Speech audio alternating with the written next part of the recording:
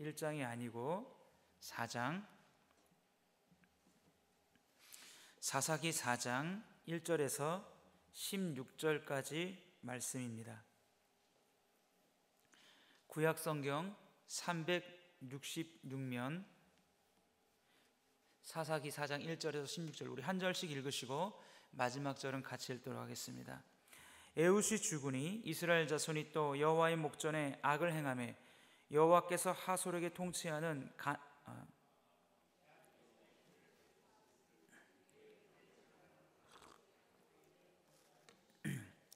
야빈 왕은 철병거 900대가 있어 20년 동안 이스라엘 자손을 심히 학대했으므로 이스라엘 자손이 여호와께 부르짖었더라.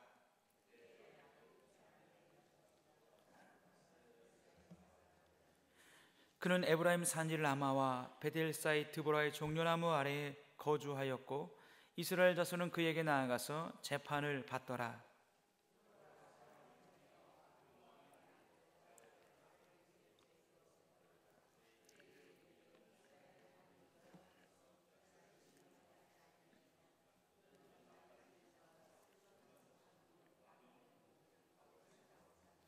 내가 야빈의 군대 장관 시스라와 그의 병거들과 그의 무리를 기송강으로 이끌어 내게 이르게 하고 그를 내 손에 넘겨주리라 하셨느니라.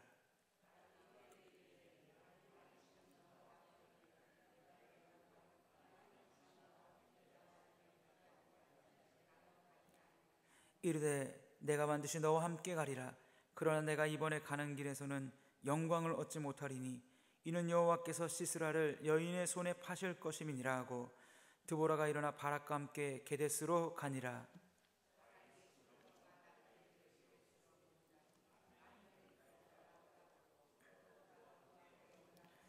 모세의 장인 호밥의 자손 중 겐 사람 헤벨이 자기 족속을 떠나 게데스에 가까운 사하나님 상수리 나무 곁에 이르러 장막을 쳤더라.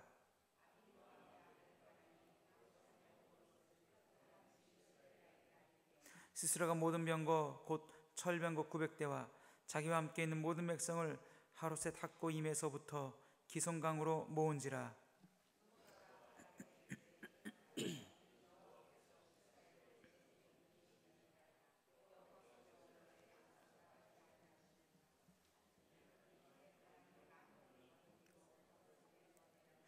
여호와께서 바락 앞에서 시스라와 그의 모든 병거와 그의 온 군대를 칼날로 혼란에 빠지게 하심에 시스라가 병거에서 내려 걸어서 도망한지라.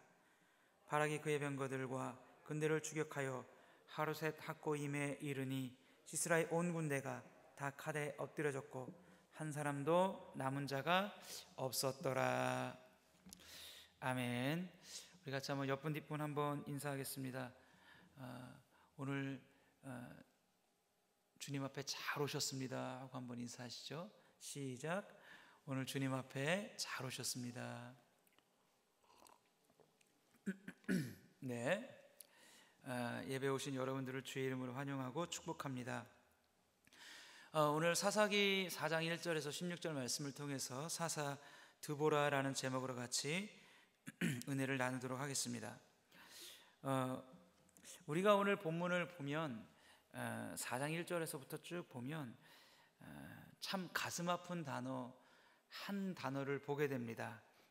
그 가슴 아픈 단어가 1절에 나와 있는데요, 가슴 아픈 그 단어 어떤 단어일까요? 1절에 보니까 이렇게 되어 있죠. 에훗이 죽으니 이스라엘 자손이 또 여호와의 목전에 악을 행하매, 이렇게 되어 있습니다. 어떤 단어일까요? 아시겠죠? 그 한 단어는 또라는 단어입니다. 또라는 단어. 이 구절이 만일 이스라엘 백성들이 하나님께 또다시 말씀을 순종하였다가 뭐 이렇게 시작하면 정말 좋겠어요. 근데 오늘 4장 1절 시작할 때 그렇게 시작하지를 않습니다. 이스라엘 자손이 여호와의 목전에 악을 행했는데 한 번 악을 행한 게 아니고 또 악을 행했다고 나옵니다. 또라는 말이 계속해서 반복으로 나온다 이거예요. 또라는 단어가 어떤 뜻이죠? 반복됐다 이거예요. 그러니까 무엇이 반복됐느냐? 하나님 앞에 멈춰야 하는 죄가 계속해서 반복되고 있다고 하는 것입니다. 여러분들이 결혼을 해서 한 집안에서 부부가 같이 살 때 한쪽이 일방적으로 계속해서 잘못하면 다른 한쪽 이 배우자가 말을 하잖아요. 뭐라고 말하죠? 또 그래. 그러면서 이제 얘기를 하잖아요. 그렇지 않습니까? 이 또라는 단어가 참 가슴 아픈 단어예요. 또 하나님의 말씀을 순종했더라. 그러면 참 좋을 텐데 또 악을 행했다. 전에 한 번도 없었던 게 아니라 계속해서 악을 행했다고 하는 것입니다. 악을 행해서 무너지면 하나님이 회복시켜주고 고쳐주면 다시 또 악을 행하는 거예요. 굉장히 마음 아픈 단어입니다. 사사기 3장 12절 말씀에 이런 말씀이 있습니다. 이스라엘 자손이 또 여호와의 목전에 악을 행하니라. 또 이 6장 1절 말씀에 이런 말씀이 있습니다. 이스라엘 자손이 또 여호와의 목전에 악을 행하니라. 똑같이 나오는 거예요. 그러니까 우리의 신앙생활 속에서 우리가 하나님의 인내를 시험할 때가 있어요. 우리 편에서 하나님의 인내를 시험할 때가 있어요. 그게 뭐냐면 반복되는 죄입니다. 반복되는 죄. 이스라엘 백성들이 가나안 땅에 들어가서 분별력을 잃어버렸습니다. 그래서 어떻게 되었어요? 반복적인 죄를 계속해서 짓는 거예요. 아세라를 숭배하고 바알을 숭배하고 하나님 앞에서 징계를 받으면 징계를 받다 그 밑바닥까지 내려가서 그때서야 하나님 앞에 기도를 시작합니다. 일찍 기도하면 얼마나 좋겠어요. 평상시에 기도하면 얼마나 좋겠어요. 평상시에 기도하고 있지 않다가 하나님 앞에 징계를 받고 그 징계의 최 밑바닥까지 갔을 때 그때 부르짖고 기도하더라라고 하는 것입니다. 하나님이 그때 고쳐줘요. 사사를 보내서 건져줘요. 평안한 시대가 옵니다. 다시 먹고 살만해요. 그러면 또 악을 행하는 거예요. 이것처럼 하나님의 인내를 시험하는 것은 없다 이거예요. 만약 그 사람이 하나님의 택하신 신자가 아니라면 하나님이 내버려 두겠지만 하나님의 택하신 백성이라면 하나님께서 인내하시는 거예요. 그 사람을 멸망시키지 않습니다. 그가 하나님의 택하신 아들, 딸이라면 하나님이 그를 고쳐서 쓰시려는 목적이 있기 때문에 하나님이 인내하심으로 참습니다. 그러나 징계는 있어요. 그러니까 하나님이 매를 드신다 이거예요. 우리들의 자녀가 있는데 아들이 만약에 나가서 말썽을 부려가지고 사고를 쳐요. 그래서 합의를 합니다. 아들을 위해서 상대방과 합의를 해줘요. 돈을 들여서. 나가서 또 말썽 피워요. 그래서 이번엔 너 안 도와줘 라고 말하지만 끝내는 도와주잖아요. 왜 그러죠? 자식이기 때문입니다. 도와줘요. 하나님도 마찬가지예요. 우리를 도우십니다. 그러나 그 인생이 괴롭다 이거예요. 4장 1절을 등장하면서 이 구절이 시작하면서 이제 여호와의 목전에 이스라엘 백성들이 또 악을 행했다 이거예요. 그 전에 사사 에웃 시대에 에웃으로 말미암아 그 땅에 이스라엘 땅에 평화가 80년 동안 있었습니다. 80년이면 굉장히 긴 시간이잖아요. 보통 한 세대를 40년이라고 했을 때 80년이면 두 세대입니다. 두 세대 평화로운 그 시대를 지나면서 이스라엘 백성들 안에 문제가 있었는데 어떤 문제가 있었냐면 신앙이 전수가 되지 못한 겁니다. 에웃 시대에 처음으로 평안함을 맛보기 시작한 그 세대 사람들이 80년 후에는 거의 다 죽은 거예요. 그 땅에 살지 않습니다. 그러면 그 다음 세대 아들들의 아들들이란 말이에요. 그러면 그 신앙이 전수가 되어야 하는데 전수가 되지 못했다고 하는 거죠. 그래서 이스라엘 백성들은 다시 바알신을 숭배하고 가나안 사람들의 신들을 숭배하고 아세라와 아스타롯 그 사람들의 죄악된 문화를 물들어가고 즐긴다 이거예요. 그러나 그 백성들이 아브라함과 이삭과 야곱을 통해서 언약한 하나님의 백성들이고 또 하나님께서는 이스라엘 백성들을 통해서 예수 그리스도가 오게 해야 하는 통로로 쓸 목적이 있기 때문에 그들을 버리지 않아요. 그러나 그들에게 징계는 불가피하다 이거예요. 그래서 하나님께서 4장을 넘어가면서 그 징계의 방법으로 누구를 들어 쓰시냐? 하솔에서 통치하는 가나안 왕 야빈을 일으키셨습니다. 그리고 이 야빈은 자기 앞에 군대 장관 시스라라고 하는 사람을 세워서 그 철병거 900대를 가지고 이스라엘 백성을 20년 동안 심히 학대시켰다 이거예요. 제가 이 말씀을 준비하면서 보니까 철병거라고 하는 것이 전쟁에도 유용하지만 또 아주 써먹는 데 유용한 게 있는데 뭐냐면, 전쟁하고 나서 이긴 다음에 적군이 도망갈 때 그 나머지 적군을 뒤쫓아가서 완전히 짓밟는데 아주 유용한 전쟁 무기가 뭐냐? 그게 바로 철병거입니다. 하나님이 이스라엘 백성을 가나안 왕 야빈에게 붙였어요. 시스라 군대 장관이 나와서 싸우면 이스라엘 백성이 집니다. 쫓겨갑니다. 그러면 어떻게 하는 거예요? 철병거가 뒤쫓는 거예요. 뒤쫓아가지고 한 사람도 남지 않게 싸그리 짓밟아 놓는다 이거예요. 이 일을 이스라엘 백성들이 20년 동안 당했다 이거예요. 여러분, 말씀을 드렸죠? 이스라엘 백성들이 징계를 받으면 빨리 회개하고 돌아와야 되는데 빨리 회개하고 돌아오질 않아요. 점점 길어져요. 온니엘 시대 때는 8년 되니까 더 이상 못 살겠다, 하나님께 돌아가자, 하나님께 기도했어요. 에호 시대는 18년이에요. 18년 동안 8의 2배가 되는 18년 동안 참다가 안 되니까 하나님께 돌아왔어요. 근데 이 에훗이 죽은 후 이때는 2년이 더 길어집니다. 20년 동안 학대를 받아요. 그리고 그 학대를 받는 그 시간에 고통이 길어집니다. 그리고 20년이 되니까 이스라엘 백성들이 더 이상 참을 수가 없는 거예요. 그래서 어떻게 합니까? 우리가 하나님께 돌아가자. 그리고 하나님께 부르짖기 시작합니다. 하나님께 기도하기 시작합니다. 제가 말씀드렸듯이 하나님은요, 진짜 기도를 하면 진짜 응답하세요. 할렐루야. 하나님은요, 정말 그 사람의 중심을 아시기 때문에 여러분들이 진짜 기도하면 진짜로 응답하세요. 20년 동안 이스라엘 백성들이 돌아오지 않아. 여러분, 20년 동안 하나님 앞에 돌아오지 않아요. 얼마나 괘씸합니까? 그 20년이 차니까 이스라엘 백성 더 이상 못 버티겠는 거예요. 더 이상 내 힘으로 어떻게 도저히 안 되는 거예요. 그러니까 어떻게 해요? 하나님께 부르짖기를 시작해요. 20년 동안 하나님 앞에 돌아오지 않았는데, 그렇게 말썽 피웠는데 20년 만에 돌아오는데 하나님 어떻게 하세요? 하나님 받아주세요. 그 기도를 들어주세요. 여러분, 그렇기 때문에 진정한 신자는요, 인생에 참 어려움을 만나면, 이 사람이 진짜 신자라면요, 기도하기 시작합니다. 하나님 앞에 눈물로 기도하기 시작합니다. 기도원을 가서 기도하든지, 성전에 나와서 기도하든지, 새벽에 작정을 해놓고 기도하든지. 이스라엘 백성들 안에 이 신앙의 불씨가 완전히 꺼지지 않아서 다행이에요. 자신들의 힘으로 어찌해 볼 수 없는 상황이 되자 하나님을 바라보기 시작하는 거예요. 우리가 그렇습니다, 여러분. 우리가 뭔가 세상적인 방법이 있고요, 세상적인 어떤 출구가 있으면요, 하나님께 그렇게 안 가더라고요. 그렇죠? 오늘 여기 앉아 계신 여러분들이 손을 대는 일들이 다 성공했고, 여러분들이 계획하는 일들이 다 이루어졌어요. 지금까지 살아오시면서. 그러면 이 아침에 여러분 여기 앉아 계시겠습니까? 저부터 시작해서 여기 계실 분이 아마 없으실 것 같아요. 내가 손을 대는 일들이 다 성공했고, 내가 수고하는 일들이 다 이루어졌고, 내가 계획한 대로 내 인생이 다 풀렸다면 누가 여기 앉아 계시겠어요? 아마 세상 속에 있을 거예요.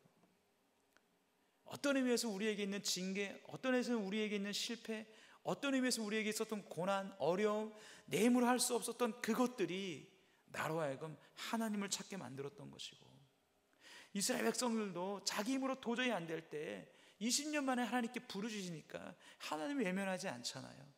하나님 멀리하지 않잖아요.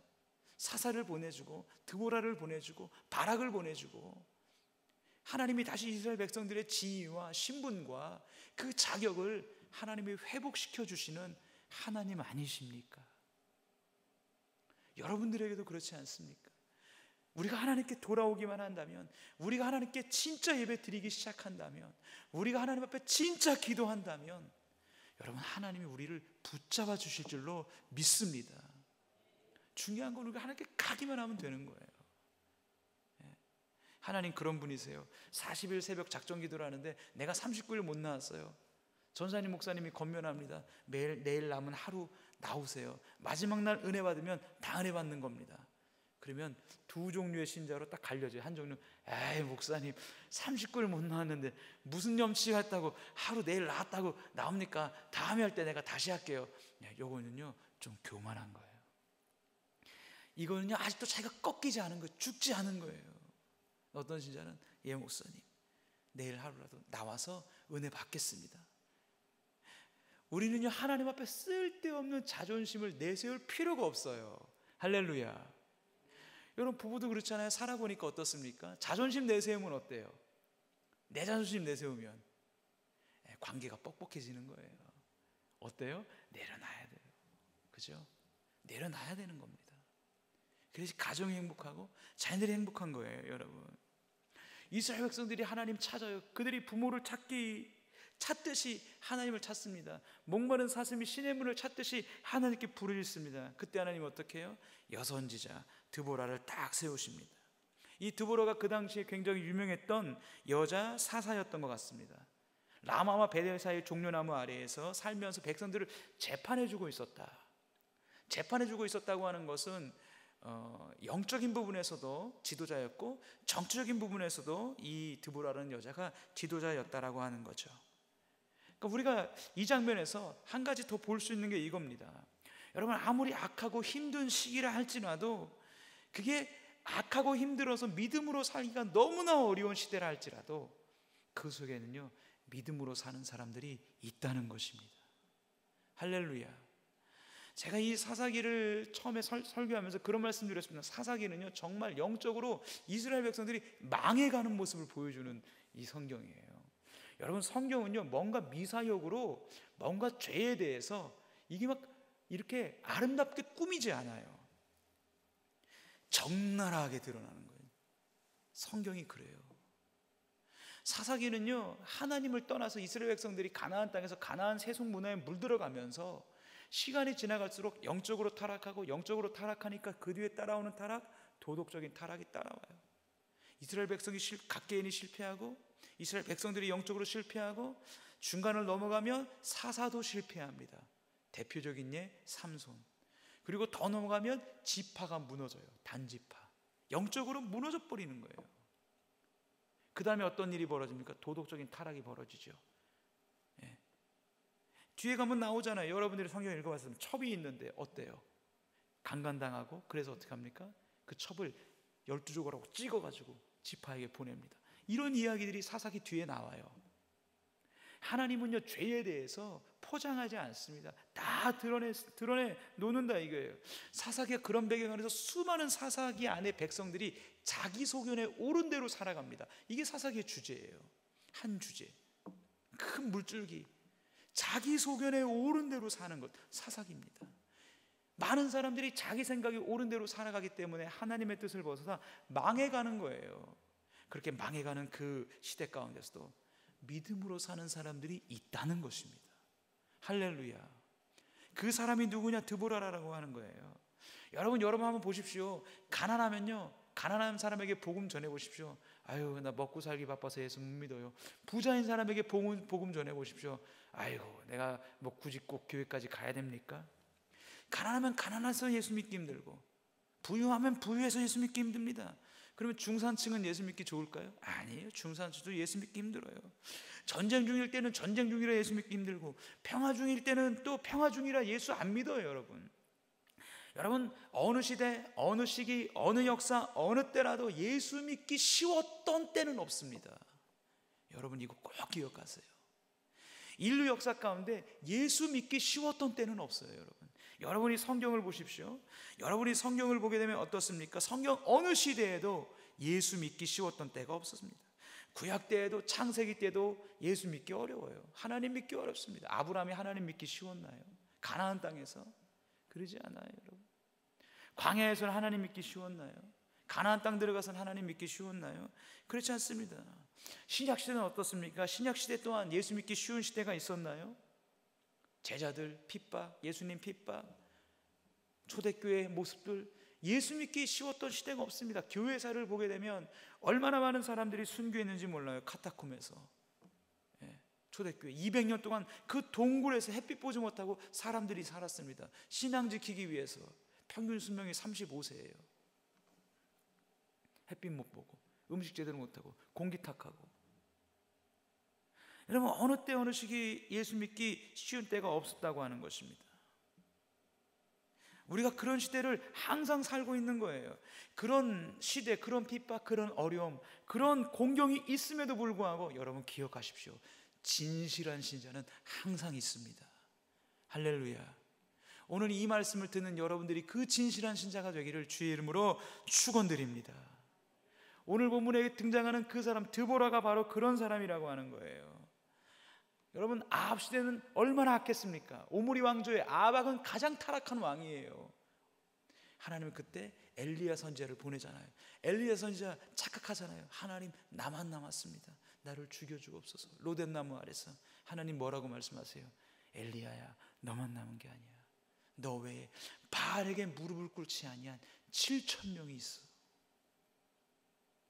어느 악한 시대, 어느 곤란한 시대, 정말로 예수 믿기 힘든 핍박과 어려운, 물질적으로, 상황적으로, 사회적으로 어려운 시대라 할지라도 그 안에 분명히 신실한 신자가 있다는 거예요. 진짜 예수 믿는 신자가 있다는 거예요. 할렐루야. 우리가 그 신자가 되어야 할 줄로 믿습니다. 그러니까 하나님이 드보라를 사사로 세우시는 거죠. 하나님의 말씀이 드보라에게 임합니다. 바락을 세울 것을 말합니다. 야빈왕이 시스라를 세웠다면 드보라는 바락을 세우는 거예요. 바락을 시스라와 싸울 것으로 명령합니다. 보냅니다. 이 말씀의 뜻이 뭡니까? 하나님이 바락 너와 함께 하겠다는 뜻입니다. 하나님이 바락 너를 불렀다는 뜻이에요.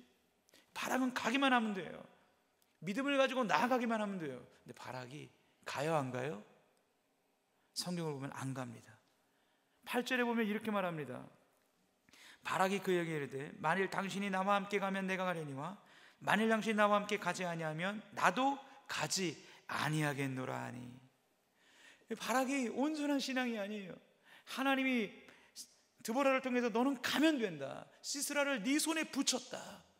네가 가면 영광을 얻을 것이다. 바락이 안 가요. 그리고 말합니다. 당신이 나와 함께 가지 않으면 나 절대로 안 가겠습니다. 하나님을 믿는 신앙인데 온전한 신앙이 아니에요, 여러분. 여러분, 바락이라는 이 사람의 이름의 뜻이요, 천둥이라는 뜻입니다. 벼락이라는 뜻이래요. 바락, 벼락, 뭔가 그 통하는 게 있는 것 같아요. 벼락이라는 뜻이고 천둥이라는 뜻이에요. 드보라라는 이름, 이 여사사의 이름의 뜻은요, 꿀벌이라는 이름이에요. 그럼 바락과 드보라 누가 더 강해야 할까요? 누가 더 강해야 합니까? 누가 더 강해야 마땅한 것입니까? 바락이 더 강해야 되는 거 아니에요? 이름의 뜻이 천둥이에요. 이름의 뜻이 벼락이에요. 드보라는 꿀벌이에요. 게임이 안 됩니다. 누가 더 강해요? 드보라가 더 강한 거예요. 더군다나 드보라는 여자입니다. 사사기에서 나오는 유일한 사사예요, 여러분. 근데 꿀벌이 천둥을 이기더라 이거예요. 꿀벌이 믿음이 더 강하더라 이거예요. 여기서 알 수 있는 게 뭡니까? 여러분, 신앙은요, 이름만으로 되는 게 아닙니다. 내가 목사이기 때문에 여러분들보다 신앙이 더 좋은 게 아니에요, 여러분. 내가 장로이기 때문에, 내가 권사이기 때문에, 내가 안수집사고 내가 직분이 있기 때문에 내 신앙이 다른 사람보다 더 훌륭한 것 아니에요. 그렇지 않습니다, 여러분. 직분이 그 사람의 신앙을 대변해 주는 것 아닙니다. 하나님께서 그 사람을 직분자로 세운 이유가 뭡니까? 직분은요, 자리가 아니에요. 직분은요, 사역입니다. 직분은 섬김입니다. 할렐루야. 여러분, 절대로 목사라는 직분은 자리가 아니에요. 제가 목사이기 때문에 폼 잡고 이게 목사가 아니에요, 여러분. 직분은 사역입니다. 그리고 사역은 섬김이에요. 내가 직분을 맡는다고 하는 것, 이렇게 내가 그 이름을 갖는다고 하는 것, 나는 신앙의 우리 집은 신앙의 3대째야. 그것이 그 사람의 신앙이 아니라고 하는 거예요. 여러분, 신앙이라고 하는 것은 언제나 하나님을 향한 나의 신실함이에요. 신실함. 어떤 조건, 어떤 상황, 어떤 여건에서도 여전히 하나님을 향한 나의 신실함, 그 신실함을 내가 예배로 표현하는 것이고, 섬김으로 표현하는 것이고, 물질을 드림으로 표현하는 거예요. 할렐루야. 어려울 때나 어렵지 않을 때나, 평안할 때나 평안하지 않을 때나, 진짜 좋은 신앙인은요, 일관된 신앙을 쭉 유지하는 사람, 어느 정도의 헌신의 수준을 쭉 유지하는 사람, 이 사람이 훌륭한 사람이에요. 교회에서 하나님 앞에 1,000만 원 헌금 내고 다음 1년 동안 헌금 안 내요. 이런 사람 별로 안 좋아합니다. 일관되게 꾸준히 내가 할 몫을 꾸준히 해내는 사람. 여러분, 기업에서도요, 채용하지 않는 사람이 있어요. 아무리 이 사람이 스펙이 좋고 실력이 좋고 에세이를 나와도, 미국의 유명한 데를 나와도 채용하지 않는 사람 1순위, 예측 불가능한 사람, 예측이 안 되는 사람 채용하기 힘들어요. 와서 데려놨는데 어디로 튈지를 몰라. 일할 수가 없는 거예요. 이 사람이 하는 모든 방향과 일의 어떤 수준이나 역량이 예측이 가능해야 돼요, 여러분. 근데 이 사람이 어디로 튈지를 몰라요. 그럼 불안한 거예요. 이 사람을 같이 일하는 사람이 불안한 거예요, 여러분.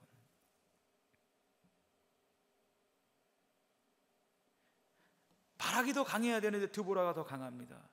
신앙은 이름만 있다고 되는 게 아닙니다. 그러니까 드보라가 9절에 말씀합니다. 이렇게 말하죠. 이르되 내가 반드시 너와 함께 가리라. 그러나 내가 이번에 가는 길에서는 영광을 얻지 못하리니 이는 여호와께서 시스라를 여인의 손에 파실 것임이니라 하고 드보라가 일어나 바락과 함께 게데스로 가니라. 바락이 갈 겁니다. 전쟁에서 승리할 것입니다. 그러나 영광은 야엘이라는 여자가 차지할 것입니다. 여러분, 시스라는 전쟁에서 패했습니다. 도망해요. 야엘의 장막에 들어갑니다. 거기서 야엘에게 의해 죽습니다. 영광을 야엘이 차지하게 됩니다. 여러분, 오늘 우리가 이 사사기 4장 1절에 이 내용을 쭉 보면 뭔가 누가 주인공인가 애매해요. 하솔 왕이 당연히 주인공도 아니고 시스라도 주인공이 아니고, 그렇다고 드보라가 주인공인가? 드보라가 주인공도 아닌 것 같아요. 앞에 나가서 막 싸우는 사람도 아니잖아요. 그렇다고 뭔가 바락이 주인공도 아닌 것 같아요. 그죠? 그렇다고 이스라엘 백성이 주인공도 아니고 야엘이라는 이 여자가 주인공도 아니고, 도대체 이 오늘 4장에서 주인공이 누구예요? 누구죠? 주인공은 하나님이십니다. 할렐루야. 주인공은 하나님이신 거예요. 하나님이 이 모든 사역들을 그 사람들에게 맡기는 거예요. 드보라를 통해서, 바락을 통해서, 야엘을 통해서 일이 나누어지는 거예요. 왜 나누어지게 나와 있습니까? 보여주는 거예요. 구원은 사람이 주는 게 아니다. 문제 해결은 사람이 하는 게 아니다. 구원은 하나님이 하신다. 할렐루야. 구원은 하나님이 하신다는 거예요. 여러분, 15절을 한번 보십시오. 바락이 이제 전쟁에 나갑니다. 뭐라고 되어 있어요? 여호와께서 바락 앞에서 시스라와 그의 모든 병거와 그의 온 군대를 칼날로 혼란에 빠지게 하심에 시스라가 병거에서 내려 걸어서 도망한지라. 바락이 나갔습니다. 드보라가 함께 가니까 전쟁하러 나갔습니다. 그런데 그의 모든, 시스라의 모든 병거와 그의 군대를 칼날로 혼란에 빠지게 만들어서 전쟁에서 지게 하시는 분이 누구세요? 여호와시라는 거예요. 제가 옛날에 이 수능 시험을 준비하면서 제가 조금 대학을 늦게 갔는데, 수능 시험을 제가 준비하면서 그 시편에서 어떤 구절을 봤는데, 그 구절이 제가 마음에 쏙 와닿더라고요. 그 구절이 뭐라고 써 있었냐면 이렇게 써 있습니다. 싸울날을 위하여 마병을 예비하거니와 이김은 여호와께 있느니라. 그냥 잘못 적용해가지고 시험 볼 날을 위해서 공부는 열심히 하거니와 합격은 여호와에게 있느니라, 이렇게 제가 잘못 적용을 좀 하긴 했는데, 어쨌든 뭐예요? 전쟁은 하나님이 이기게 하시는 겁니다. 할렐루야.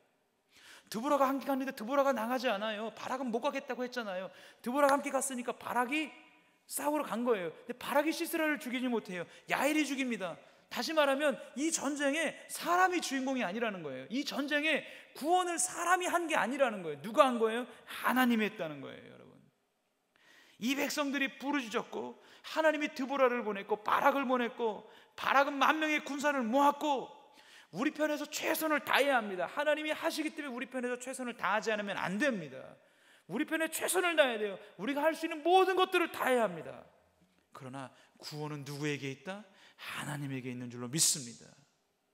우리 삶의 인생의 진정한 문제 해결은요, 우리에게 있지 않아요.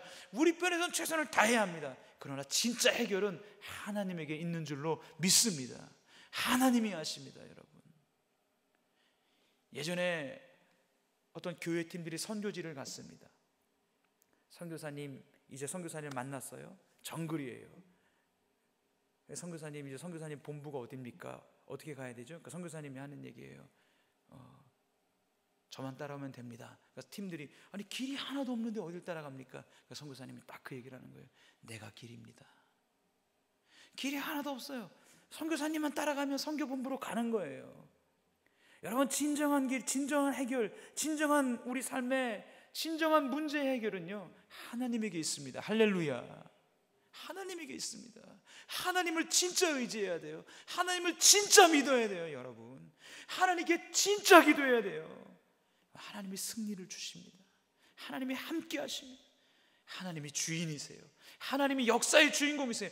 우리 인생의 주인공이세요. 역사를 주관하시는 분이 누구세요? 하나님이세요. 할렐루야. 여러분들이 이 일부 예배를 드리면서 오직 그 하나님만 의지하시고 하나님이 기뻐하는 일을 하십시오. 그러면 하나님이 여러분의 인생을 반드시 인도해 가실 줄로 믿습니다. 기도하겠습니다. 하나님 아버지, 감사합니다. 하나님, 누가 역사의 주인공이며 누가 우리를 승리케 하며 누가 우리의 진짜 문제를 해결해 주십니까? 하나님이 하시는 줄로 우리가 굳게 믿게 하여 주시옵소서.